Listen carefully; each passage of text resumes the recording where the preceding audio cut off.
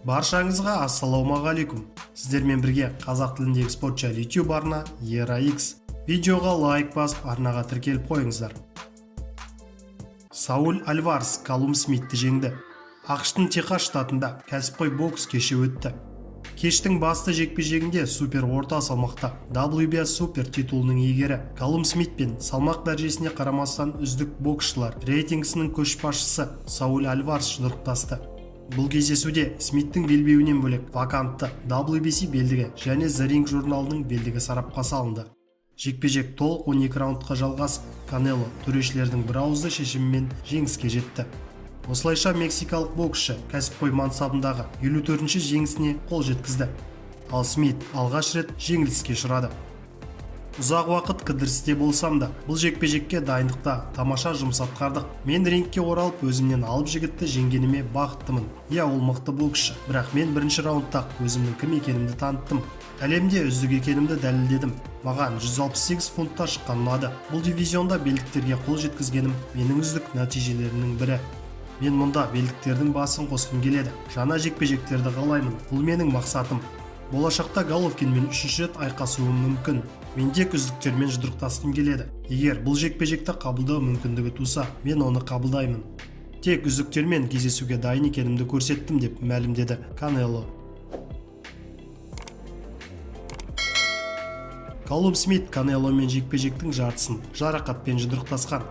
Британиялық боксшы Каллум Смит Канелоға қарсы бокста бицепс бұлшықетін жыртып алған болса керек.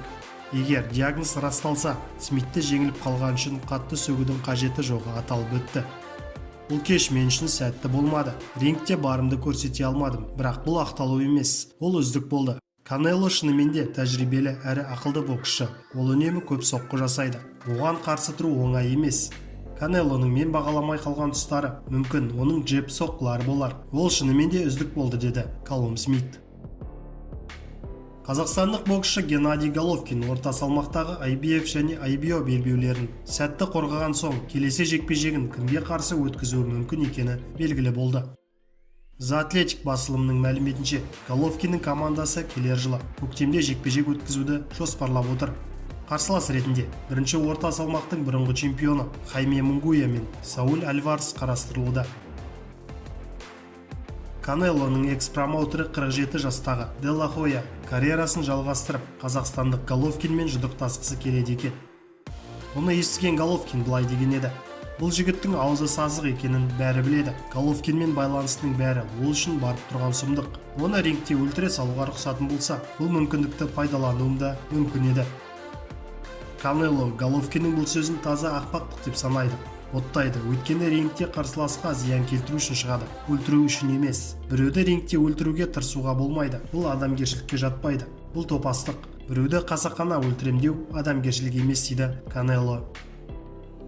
Сіздермен бірге болған ERA-X арнасы. Арнаға жазылуды ұмытпаңыз.